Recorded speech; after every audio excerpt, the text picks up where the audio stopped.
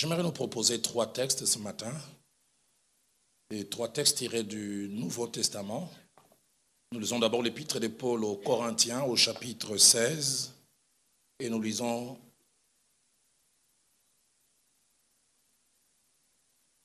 le 15e ainsi que le 16e verset. 1 Corinthiens chapitre 16.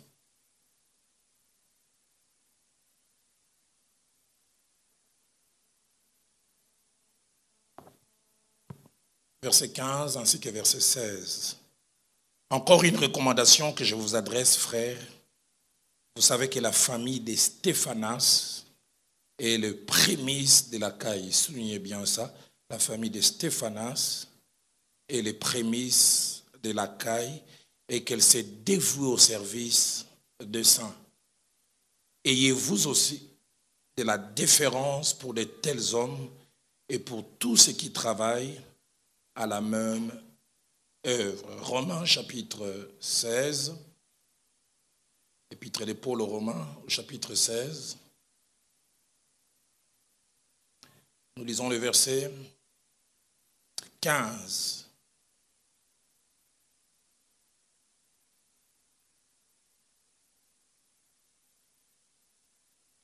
Verset 5 plutôt, pardonnez-moi, Romains chapitre 16.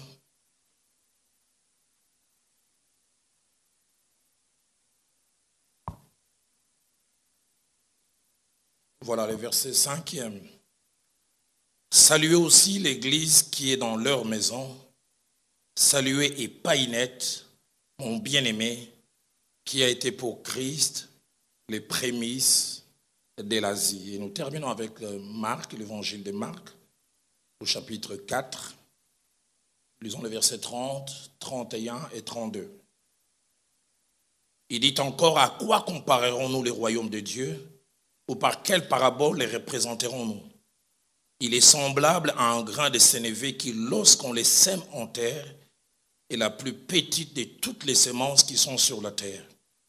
Mais lorsqu'il a été sémé, il monte, devient plus grand que tous les légumes et pousse des grandes branches en sorte que les oiseaux du ciel peuvent habiter sous son ombre. Tout au long de cette semaine, depuis lundi, nous avons abordé différentes thématiques. Mais pour celles et ceux qui étaient là, il y avait toujours en filigrane la pensée du Dieu stratège, du Dieu qui conçoit des choses, du Dieu qui contrôle et dirige les actions ainsi que les opérations afin d'atteindre un objectif que lui et lui seul s'est fixé. Le Dieu qui sait se servir des fois des situations et même des circonstances les plus inimaginables pour atteindre ses buts éternels. Le Dieu qui, quand il se fixe un but et un objectif avec nous, permettez-moi les termes, il sait se débrouiller pour les atteindre. Et il est tellement fort, il est tellement puissant. Et en clôture de cette semaine, Dieu m'a mis à cœur de parler sur le thème Stéphanas et Épaïnette, ou la puissance des prémices. Stéphanas et Épaïnette, ou la puissance des prémices. Stéphanas et Épaïnette, ce ne sont pas les personnages que nous connaissons le plus ou le mieux dans la Bible. Mais des fois, Dieu parle, des fois des personnes aussi inconnues, entre guillemets insignifiantes, pour nous enseigner 2 choses. L'un a été un disciple de Paul à Éphèse et l'autre a été un disciple de Paul à Corinthe. Mais au travers des choses que Dieu a eu à faire par la main de Paul, mais en passant par ces 2 personnages, que des choses que nous pouvons apprendre. Et s'il y a plusieurs leçons que Épaïnette ainsi que Stéphanas nous apprennent, j'aimerais en faire ressortir 2. La première leçon, c'est que Dieu n'a pas peur de commencer petit pour finir grand. Il n'a pas peur de commencer petit pour finir grand. Et la deuxième leçon que Épaïnette ainsi que Stéphanas nous apprennent, c'est qu'avec Dieu, dans la petitesse peut se cacher la grandeur. Dans les faibles débuts, peut se cacher une grandeur. Dans l'insignifiant du départ peut se cacher les gigantesques. Au travers de ce message ce matin, Dieu vient, au travers de ma petite personne, faire un certain nombre de choses. J'en ai retenu 4 au total. Premièrement, guérir quelqu'un des doutes, guérir quelqu'un des hésitations et guérir quelqu'un des complexes dus au fait que les faibles commencements sont méprisés par d'autres. Les faibles commencements, les petits moyens, les petits budgets du départ, les faibles atouts, une petite logistique du départ semble ne pas trop vous encourager. Parlant par la bouche du prophète Zacharie qui devait s'adresser à Zorobabel, il a commencé à faire les travaux de reconstruction. Il a dit dans Zacharie chapitre 4 verset 10, ne méprisez pas les jours des faibles commencements. Ne regardez pas à la légère les débuts qui semblent être faibles. La version française courant dit, ne méprisez pas la petitesse des premiers travaux. La version Taube dit de ne pas avoir un regard dédaigneux sur les débuts modestes. La version Nouvelle Bible Seconde dit de ne pas mépriser les petits efforts du début.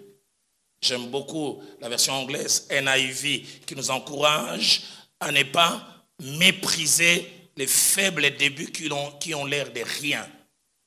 Ça peut avoir l'air de rien aujourd'hui et puis demain devenir quelque chose de différent. Deuxième chose, je voudrais au travers de ce message, par la grâce de Dieu, encourager quelqu'un à avancer, à aller de l'avant, à oser se jeter à l'eau, à oser aller de l'avant sur un chemin solitaire, où des fois il est ou elle est la seule à voir des résultats que les autres ne voient pas.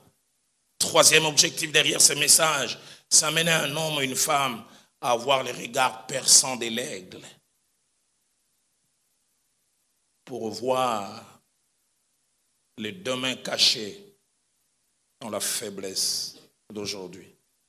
Et puis enfin, quatrième objectif derrière ce message, c'est dire à quelqu'un qui dans la petitesse peut se cacher la grandeur, dans l'insignifiant peut se cacher le signifiant, dans tout ce qui a l'air de rien peut se cacher beaucoup de choses. Et Jésus les démontre quand il vient parler à la foule dans Marc chapitre 4, verset 30 au verset 32.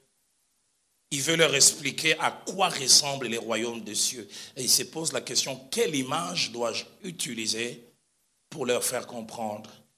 Il dit, à quoi comparerons-nous les royaumes de Dieu? Ou par quelle parabole les représenterons-nous? Il dit, il est semblable à un grain de sénévé. Un tout petit grain, le plus petit grain de l'époque. Il dit que lorsqu'il est planté ou sémé en terre, est la plus petite de toutes les semences qui sont sur la terre. Mais lorsqu'il a été sémé, j'aime, et c'est un processus, il monte, devient plus grand que tous les légumes, il pousse des grandes branches en sorte que les oiseaux du ciel peuvent y habiter. Je voudrais dire à quelqu'un, dans la petitesse peut se cacher la grandeur. On parle de la plus petite sémence, mais qui va finir par produire un gros arbre. Un arbre très grand. Ceux qui ont étudié l'agronomie disent que, puisque les oiseaux dont il est question ici, ce sont des moineaux. Il semble qu'un moineau, pour qu'il ait un repas consistant, il a besoin d'un minimum de 300 grains de sénévé. Ce que les moineaux ne savent pas, c'est qu'un seul grain de sénévé, quand il a été planté, 6 mois après, quand il grandit, 600 moineaux peuvent venir s'abriter sur l'arbre. J'aimerais dire à quelqu'un, dans la petitesse peut se cacher la grandeur. Dans les faibles débuts peut se cacher un futur glorieux. Et nos 2 premiers textes nous parlent de 2 personnages qui ont été les prémices pour le ministère de Paul, pour l'un à Corinthe et pour l'autre dans la région d'Éphèse. Ces 2 personnes ont vécu à des époques, à des endroits différents, dans des environnements différents, Mais ces deux personnes ont quelque chose en commun. Chacune d'elles était une prémisse. Et une prémisse pour le ministère de Paul. Ces mots prémisse que l'on retrouve 8 fois dans le Nouveau Testament cachent 3 idées.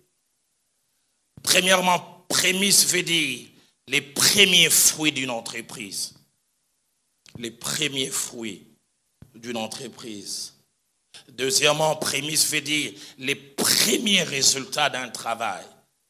Mais chaque fois, l'idée qui est cachée derrière, c'est que ces premiers résultats ne sont pas les derniers. Après ces résultats, il y a quelque chose. Et troisièmement, le mot prémisse dans sa racine en grec est apparenté à un mot qu'on utilise aussi en agronomie, bourgeon. Bourgeon. C'est cette excroissance qui sort sur un végétal et qui, avec le temps, peut finir par devenir une branche, produire des feuilles et puis finalement des fruits. Stéphanas, lui, a été les prémices de la caille, dit l'apôtre Paul. Et par rapport à Stéphanas, je voudrais dire 5 petites choses. La première, c'est qu'il était originaire de Corinthe. Et son nom signifie simplement en grec couronne ou couronné. Deuxièmement, dans 1 Corinthiens chapitre 1er, au verset 16, Paul les présente comme étant l'une des rares personnes qu'il a eu à baptiser à Corinthe. Il dit, je n'ai pas baptisé plusieurs personnes, si ce n'est la maison de Stéphanas. En Corinthiens chapitre 16, au verset 17, le nomme avec 2 autres personnes, Fortunatus et Achaïcus, comme des personnes qui ont eu à rendre service à Paul, à rendre plutôt visite à Paul. Et il semble que c'est pour lui amener sûrement une aide. Il dit, je me réjouis de la présence de Stéphanas et de Fortunatus et d'Achaïcus. Ils disent, ont suppléé à votre absence. Quatrième et avant-dernière chose attachée à Stéphanas, c'est que lui et sa famille ont dû être impliqués dans l'œuvre de Dieu. C'est pourquoi l'apôtre dit dans 1 Corinthiens 16 au verset 15, la seconde partie, il dit sa famille s'est dévouée au service des saints. D'autres versions disent, lui et sa famille se sont donnés spontanément et pleinement pour l'œuvre de Dieu. Mais 5e chose, et c'est là la raison d'être de notre enseignement, il est présenté non seulement lui, mais aussi sa famille comme les prémices de la caille. La version français courant, ainsi que la version Les Semeurs disent, ils sont les premiers à se convertir lors de ma mission à Achaïe. La version seconde 21 dit, c'est la famille de Stéphanas qui est les premiers fruits de la caille. Qu'en est-il de la caille? Qu'est-ce qui s'est passé à cet endroit? 6 choses à noter concernant la caille.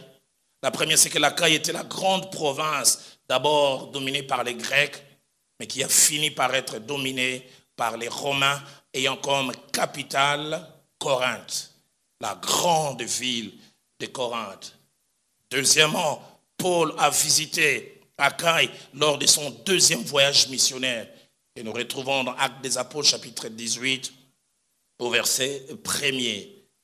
Troisième chose, Paul y est resté quasiment 1 année et 6 mois.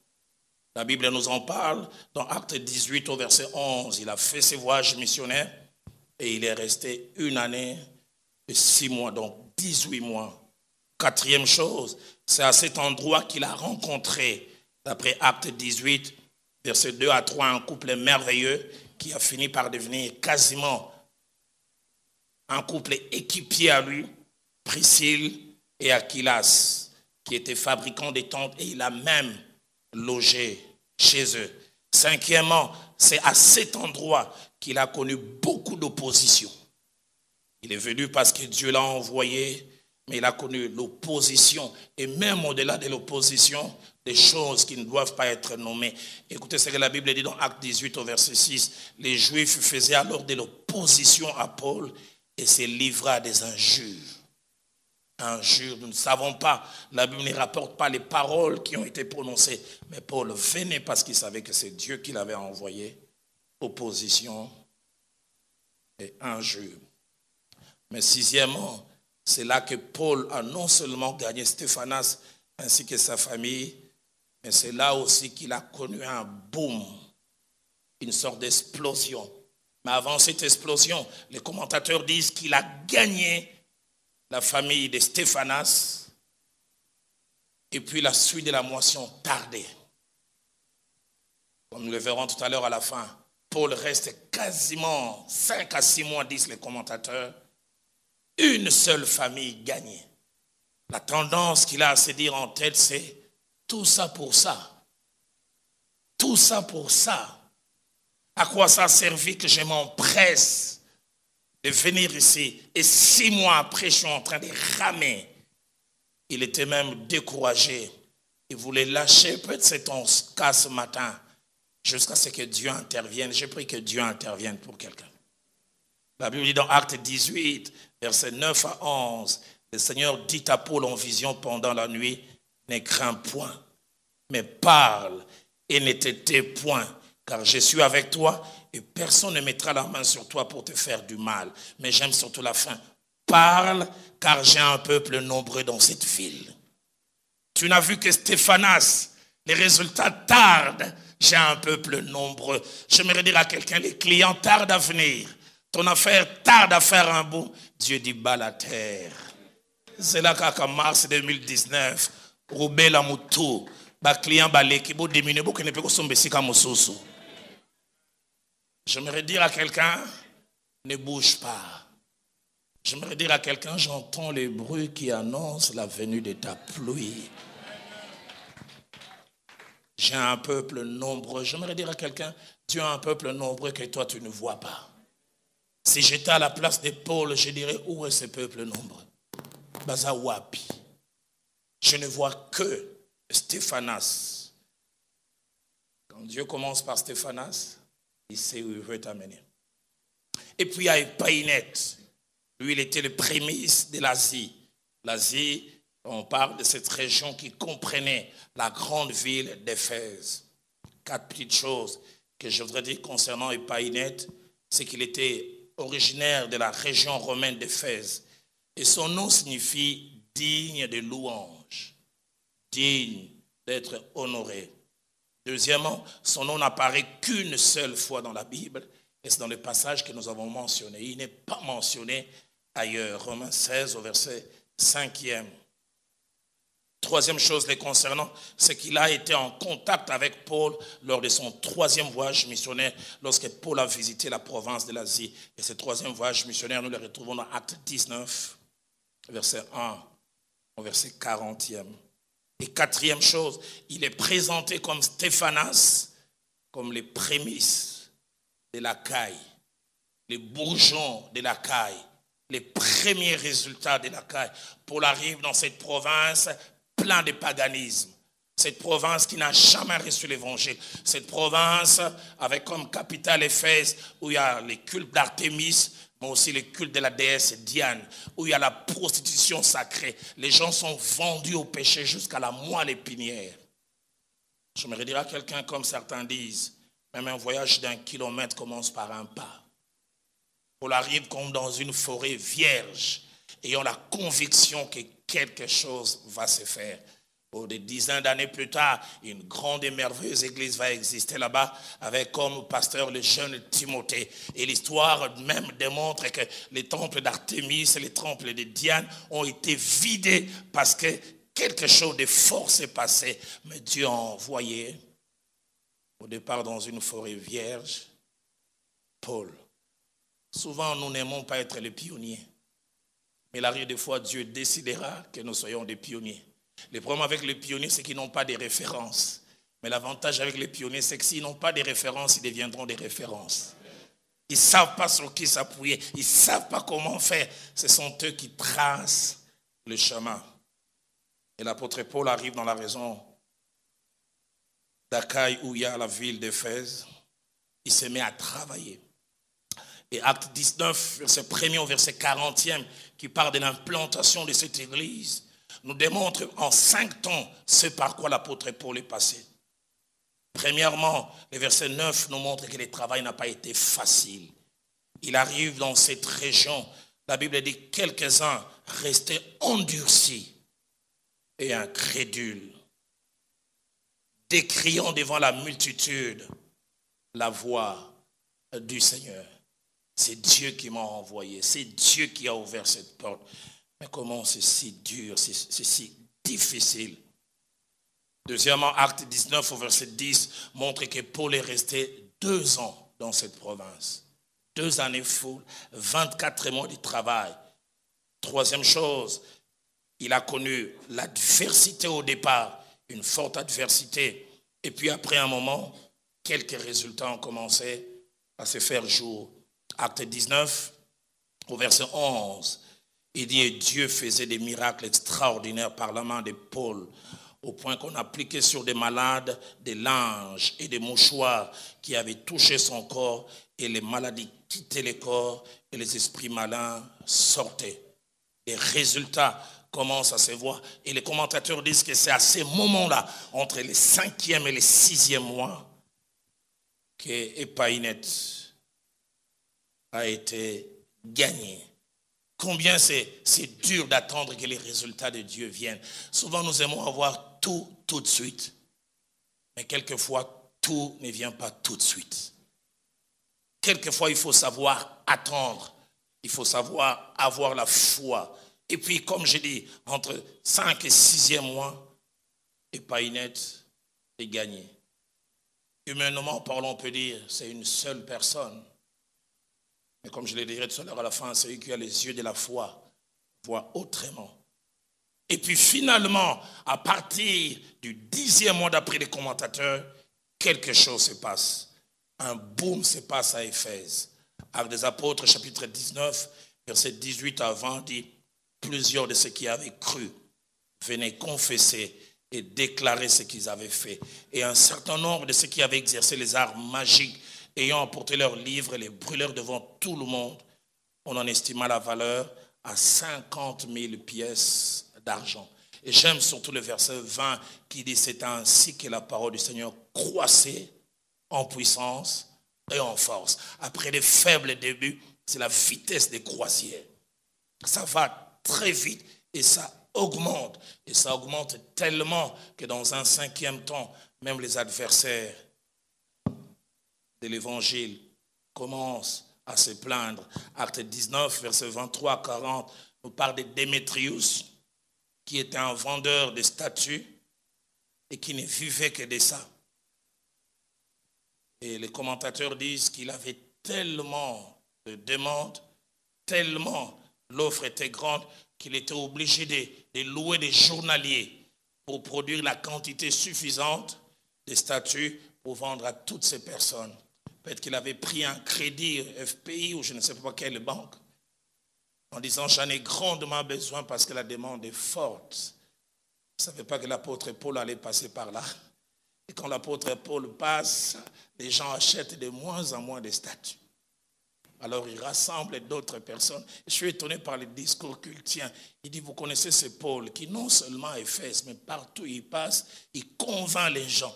Il dit, les dangers qui en résultent, c'est que notre industrie va tomber en faillite. J'aimerais dire à quelqu'un, quand tu fais des progrès, sache que ça attire aussi des ennemis. Même les ennemis se rendent compte. Acte 19, 26, il dit, vous voyez et entendez que non seulement à Éphèse, mais dans presque toute l'Asie, c'est Paul a persuadé et détourné une foule de gens en disant « Le Dieu fait des mains d'hommes ne sont pas de Dieu ». Impact maximal dans cette ville d'Éphèse, mais impact qui est parti d'un tout petit résultat au début, résultat obtenu au travers d'Epaïnette. C'est pourquoi j'aimerais partager 6 leçons avant de lancer un double appel et qu'ensemble, vous et moi, nous passions non seulement un moment de prière, mais Dieu m'avait plus mis à cœur un moment de déclaration. La première des choses que je voudrais déclarer, c'est que les prémices comme résultat viennent de Dieu. Et non seulement qu'elles viennent de Dieu, mais les prémices nous montrent 3 choses. Premièrement, les prémices nous montrent que Dieu est avec nous. Les prémices sont la signature de Dieu pour te dire que Dieu est avec toi. Tu ouvres ces salons de coiffure, tu as prié, et puis tu vois un premier client rentrer, dit Dieu est avec moi. Tu as ouvert ces bureautiques, et puis quelqu'un vient faire une première commande, Dieu est avec toi. Tu es dans cette affaire, je ne sais pas moi, tu vends des vivres frais, et les gens viennent, Dieu est avec moi. Tu es dans cette consultance, et tu as un premier marché, sache que Dieu est avec toi. Deuxièmement, les prémices veulent nous dire, nous sommes dans les bons. Nous sommes dans les bons, nous ne nous sommes pas trompés. Mais troisièmement, les prémices veulent nous dire, Dieu ne fait que commencer. Seigneur, donne-moi quelqu'un qui, quand il voit les premiers résultats, il dit, Dieu ne fait que commencer. J'aimerais dire à quelqu'un, Dieu ne fait que commencer. Je ne sais pas, ce matin quand j'ai prié, Dieu me disait de dire à quelqu'un, ne fais pas du petit, ce que tu as eu maintenant, le maximum de Dieu. Dieu a bien plus. J'aimerais dire à quelqu'un, apprécie ce que Dieu a commencé, mais tu auras des marchés plus grands. Bénis Dieu pour ce qu'il a donné, mais dis, le meilleur arrive. J'aimerais dire à quelqu'un, va plus loin, va plus loin. Tu as des bénéfices de 1000 $, tu arriveras à 10 000. Tu as des bénéfices de 100 000, tu arriveras à 1 million. Tu as ouvert un supermarché, il y en a 20 autres qui se cachent derrière. Les prémices, Dieu est avec nous. Nous sommes dans les bons. Et ça ne fait que commencer. Deuxièmement, dans la pensée de Dieu, si nous sommes sûrs que nous sommes dans sa volonté, il n'y a jamais de prémices sans masse. Après les prémices, il y a toujours la masse. La Bible appelle ça aussi la suite. Les prémices ne sont que les débuts. Et les prémices, nous les retrouvons dans l'Ancien Testament. Ce sont des offrandes qu'ils ont données au Dieu. C'était le premier fruit. Pour dire ça, ce sont les premiers que nous offrons à Dieu, mais d'autres arrivent. Il n'y a jamais de prémices ensuite. J'aimerais dire à cet homme et à cette femme qui est dans la volonté de Dieu, apprécie Dieu pour les prémices, mais dis, Dieu, j'attends la suite.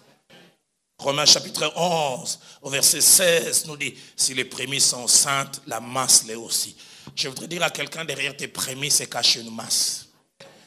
Bénis Dieu pour cette œuvre de Dieu qui a commencé avec 10 membres, mais sache qu'il y en a 100 000 autres. Bénis Dieu pour cette petite cellule, mais Dieu va amener encore plus. Je suivais les témoignages de Yonggi Cho. Il disait quand il était jeune serviteur de Dieu, Dieu lui a dit, je te donnerai une église grande. Grande comme jamais le monde n'en a connu. Et il a commencé vers la fin des années 60, autour de 68, 69. Il a dit entre 2 et 3 ans, il est resté entre 400 et 500 membres. Un ami est revenu de la Corée dernièrement. Il dit, le premier culte commence à 6 heures. Et le dernier culte finit à 22 heures. Entre le premier et le dernier culte, 1 million de personnes qui passent. Et dans cette église, ils ont 60% des membres du Parlement. De telle sorte que le président est lui-même indirectement président d'un groupe parlementaire. Parce qu'il semble avant chaque décision, il invite tous les parlementaires.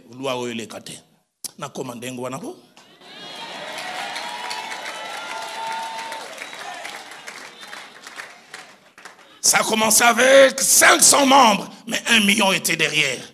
Y a-t-il quelqu'un ce matin qui a la foi que ce peu derrière lequel je suis se cache bien plus? Y a-t-il quelqu'un qui croit? Il y a une masse derrière les prémices. J'ai suivi ce témoignage, je pense, il y a 3 ans. Alors que j'étais allé visiter à la ville où est né, a grandi, a évolué longtemps, Billy Graham. J'ai suivi ce témoignage qui m'a fait pleurer. On faisait passer ça en bouquet. Billy Graham est arrivé, je pense, vers les années 71, 72, aux Philippines. Avant d'aller prêcher aux Philippines, Dieu lui avait dit, quand tu vas y arriver, il y aura une marée de conversions. Tu auras des résultats comme jamais tu en as eu. Il est arrivé à cette campagne, 30 000 personnes remplies. Vous connaissez Billy Graham, systématique, pointueux dans sa présentation de l'évangile. Jamais vu quelqu'un d'aussi efficace. Billy Graham prêche lui-même, il dit, il y a des jours où je prêche, je crois que Dieu est là. Il dit, il y a des jours où je prêche, je sais que Dieu est là. Et c'était le cas. Il dit, il prêche, il lance l'appel, personne ne réagit. Il insiste, puis finalement, un jeune homme de 18 ans s'avance. Il insiste encore 2 minutes, personne. Il prie pour ce jeune homme. Et quand il rentre à l'hôtel, il se met à pleurer. Il dit, tous ces moyens que nous avons mis en marche, tout ce que nous avons fait comme dépense, c'est pour le salut d'une seule âme. Et puis en plus, Dieu, tu nous avais parlé d'une marée, d'un razzia, d'une forme de razzia. Qu'en est-il? Il est parti, il dira 10 ans après. Il ouvre à la télévision, il voit, on dit, un grand mouvement de réveil en Philippines. Il y a un monsieur d'une trentaine d'années qui a une église de plus de 50 000 membres dans son église mère, et puis qui a 20 autres églises mises ensemble, ça fait quasiment 1 million de personnes. Et ces pasteurs l'invitent, qui dit, je veux y aller. Et Billy Graham arrive dans cette église le premier jour, juste avant de prêcher. Le pasteur monte et dit, papa Billy Graham, tu es mon père spirituel. Il dit, comment? Il dit, il y a 12 années, tu es venu prêcher. Tu te souviens, à tel endroit, j'étais le seul converti. J'aimerais dire à quelqu'un, derrière un peut se cacher 1000. Mais regarde ça avec les lunettes de Dieu. Regarde ça avec les lunettes de Dieu. Il n'y a jamais de prémices sans la suite. J'aimerais dire à quelqu'un, ta suite arrive. Tu as eu les prémices, la masse aussi vient. Troisième chose, devant les prémices, il n'est pas simplement question de la présence des prémices, mais devant les prémices, il est question des regards. Et devant les prémices, il y a 2 sortes de regards. Premièrement, il y a les regards de celles et ceux qui ont des lunettes de Dieu, qui quand ils voient les prémices, ils disent « Amen » et j'attends la suite. Mais deuxièmement, il y a celles et ceux qui n'ont pas les lunettes de Dieu. Quand ils voient les prémices, ils disent « Il n'y a que ça. Tout ça pour ça. Que ça. » Je prie que tu portes les lunettes de Dieu. Que tu puisses savoir que derrière Stéphanas se cache une masse. Derrière Epaïnette se cache une masse. Ce n'est que quelquefois, comme nous le verrons tout à l'heure, une question de temps. Que Dieu te donne le regard du prophète Élie. Et dans 1 Roi 18 au verset 44, vous pouvez voir au travers d'une petite paume de main, fruit de sa prière, qu'une pluie allait venir. Pas de gros nuages. Il a juste vu une petite paume de main, nuage et une paume de main, mais il a vu voir la grandeur cachée derrière. Quand Jésus arrive en Samarie, il rencontre une seule femme au puits de Jacob. Jean chapitre 4, verset 19, verset 28 à 29, et puis verset 39, on parle. Il rencontre une seule femme à qui il annonce l'évangile. Mais quelques temps après, la Bible dit, plusieurs de la ville crurent en Jésus à cause du témoignage de la femme. J'aimerais dire à quelqu'un, derrière une femme se cache une ville. Seigneur, donne-moi les regards qu'il faut. Je ne veux pas regarder négativement. Quatrième chose, quelquefois entre les prémices et la suite, il se passe du temps. Et quelquefois, beaucoup de temps. J'insiste, quelquefois entre les prémices et la suite, il se passe du temps. Et quelquefois, beaucoup de temps. Et c'est pourquoi plusieurs se découragent. Plusieurs se posent des questions. Plusieurs se demandent à quoi ça valait la peine que je vienne, que j'investisse, que je mette autant de moyens pour cette affaire. J'aimerais dire à quelqu'un, ton affaire a une saison. Et Dieu me dit, sa saison arrive. J'aimerais dire à quelqu'un, ton projet a une saison. Et sa saison arrive. J'ai demandé à 2 personnes tout à l'heure de me voir à la fin du premier culte. Parce que ce matin, quand je me suis réveillé, Dieu m'a dit, dis-leur qu'ils ne quittent pas, qu'ils ne lâchent pas. Parce que le 2019 annonce le début de la masse. Ils ont vu jusqu'à présent les prémices.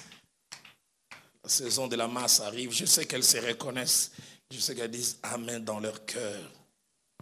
Mais je voudrais surtout prier, comme l'apôtre Paul, si entre tes prémices et la masse, le temps passe et que tu veux te décourager, que le Dieu qui a parlé à Paul te parle. Qui lui a dit, ne quitte pas. Il y a un peuple nombreux. Ne lâche pas cette affaire. Ne te décourage pas.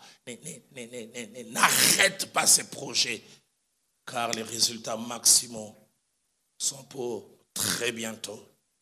Cinquième et avant-dernière chose, l'une des choses qui encourage Dieu à passer des prémices à la suite, c'est l'action de grâce. Apprendre à lui dire merci. J'aimerais dire à quelqu'un, ne réserve pas tes actions de grâce quand tu auras la suite. Commence à bénir Dieu quand il y a déjà les prémices. Papa, je te rends grâce pour ce que j'ai déjà. Papa, je te rends grâce pour ces résultats que je vois déjà. L'action de grâce encourage Dieu à aller plus loin. L'action de grâce fait dire à Dieu, il croit en toi. Il a vu le peu et il croit au maximum. Sixième et dernière vérité. Certains ne seront pas d'accord avec moi. C'est sûr, quand je vais finir de dire ça, quelqu'un dira Nganaza kunate na kombo na Yesu. Mais c'est des fois ce que le Dieu souverain décide. Il arrive souvent que Dieu décide que certains voient les prémices et d'autres voient la masse. Il arrive que Dieu fasse que les parents voient les prémices et les enfants voient la suite. J'entends un parent dire Nazakunate. Il arrive que certains priment, souffrent, ont des résultats minimaux, mais d'autres après auront des résultats maximaux. Dans Hébreux chapitre 11, verset 13, l'apôtre dit, c'est dans la foi que certains sont morts sans avoir obtenu. J'ai toujours été étonné, les choses promises. Si vous avez vous sa bangote, pour nous promettre. Viviane mwana nangai, nakosala boye, zela kanaye, zela kanaye, nzamba bie nisi nde mutakoli yango. Mwana ya rowani mutakoli yango. Heureusement, il a dit alléluia. C'est dans la foi qu'ils sont tous morts, sans avoir obtenu les choses promises. La Bible dit, ils les ont vus et ils ont salué de loin.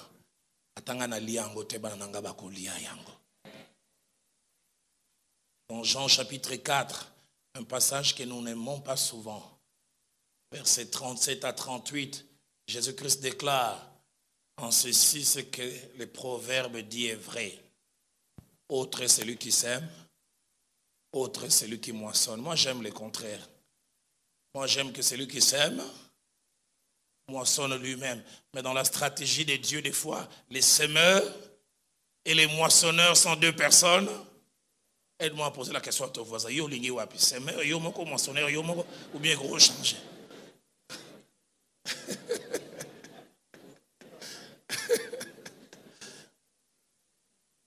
Autre est celui qui sème et autre est celui qui moissonne. Et il dit à ses disciples, je vous ai envoyé moissonner ce qui ne vous a rien coûté. Il dit, d'autres ont travaillé et vous êtes entrés dans leur travail. La version Alfred Kohn dit, d'autres ont connu le labeur et vous êtes entrés dans leur labeur.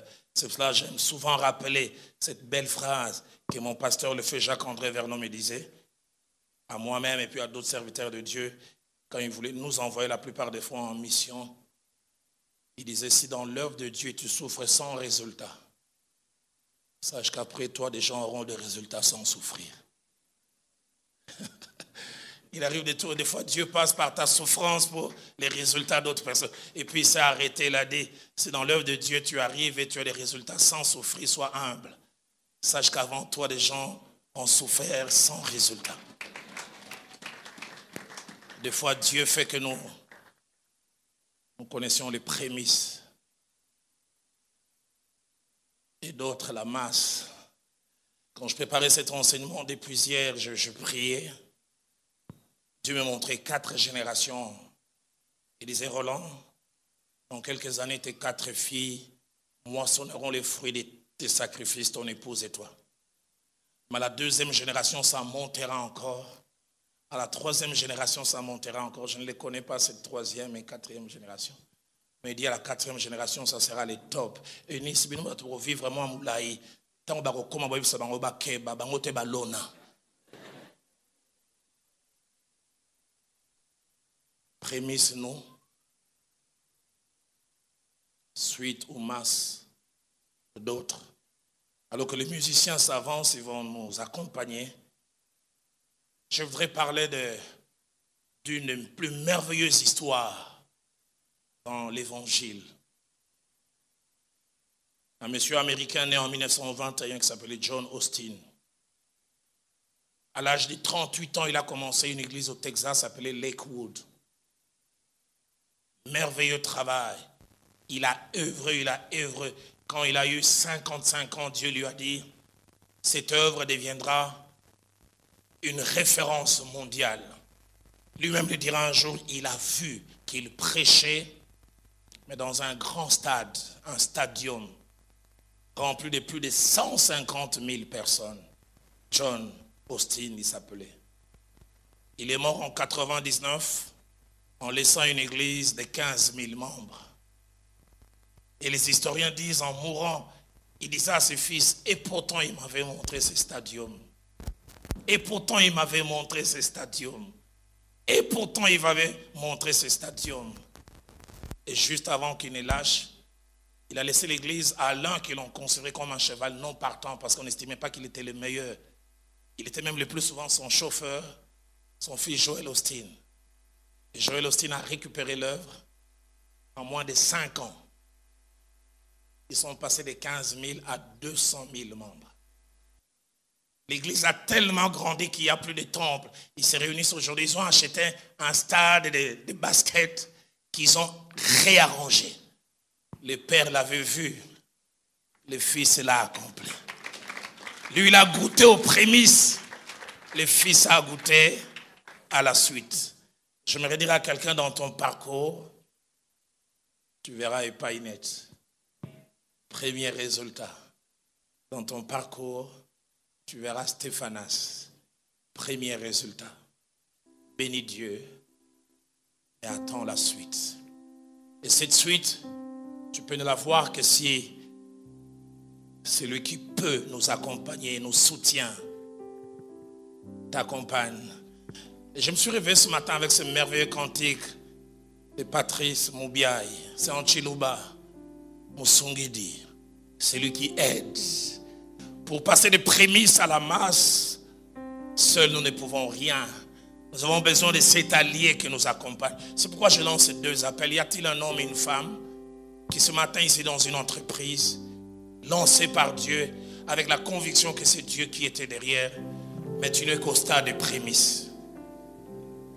Et tu as l'impression que ça tarde pour passer à la masse et à la suite. Et tu veux dire, Dieu m'a parlé, je ne lâcherai pas, j'irai jusqu'au bout. Si tel est ce que vous ressentez dans vos cœurs, vous allez vous lever. Je chanterai avec vous ces cantiques et je prierai avec vous.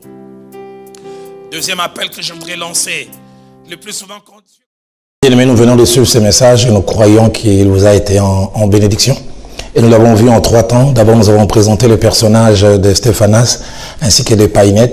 Et puis, nous avons présenté chaque mission, celle qui s'est passée au niveau de Achaïe et celle qui s'est passée au niveau de l'Asie. Et troisièmement, nous avons vu comment Dieu, le grand stratège, est parti petitement en Corinthe avec une poignée de personnes qu'il a eu à gagner la maison de Stéphanas. Et puis finalement, une grande foule est sortie dehors. Et puis nous avons vu aussi comment il a fait avec Painet à Éphèse, une petite poignée de personnes. Et Dieu a fait sortir beaucoup après. Nous voulons vous encourager. Ne méprisez pas le jour de faible commencement. Dieu fera plus avec peu. Que Dieu vous bénisse.